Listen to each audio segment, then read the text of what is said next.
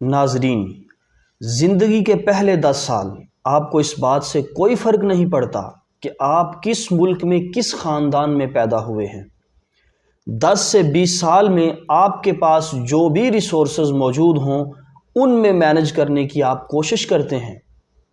20 سے 30 سال میں معاش کی ذمہ داری آپ کے لیے ایک بڑی فکر بن کر ابھرتی ہے اور آپ آہستہ آہستہ سسٹم کو سمجھنا شروع کرتے ہیں۔ 30 سے 40 سال انسان کے جسمانی لحاظ سے بہترین سال ہوتے ہیں اور اس دوران آپ خود کو ریس کا گھوڑا سمجھ کر دوڑ لگاتے ہیں۔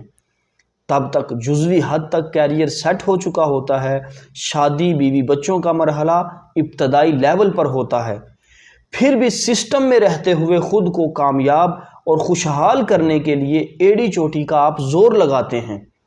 40 سے 50 سال میں کافی بالغ ہو جانے پر آپ محسوس کرتے ہیں کہ یہ ملک آپ کے بچوں کے لیے اچھا مستقبل نہیں دے سکتا، کیونکہ اس کا سسٹم کرپٹ اور خبیث کو سپورٹ کرتا ہے اور یہ کبھی بھی کسی سیدھے آدمی کو آگے آنے نہیں دے گا۔ اس کے بعد آنے والے سالوں میں آپ خود کو اور اس سسٹم کو کوستے گزار دیتے ہیں۔ پاکستان میں بچوں سے لے کر بوڑھوں تک سب کے چہروں پہ ایک عجیب تناؤ ہے، بے چینی، جھنجھلاہٹ اور افسردگی ہے۔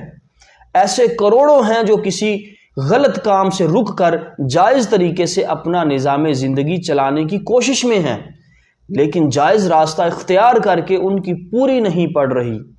ایک شاندار مستقبل کی امید لیے اس پاک سرزمین پر آنے والی پہلی 2 نسلیں مٹی میں مٹی ہو چکی ہیں، لیکن اگلی نسلوں کو شاید مٹی بھی جلدی نصیب نہیں ہوگی، کیونکہ قبر سے پہلے انہیں حشر کا سامنا کرنا پڑے گا۔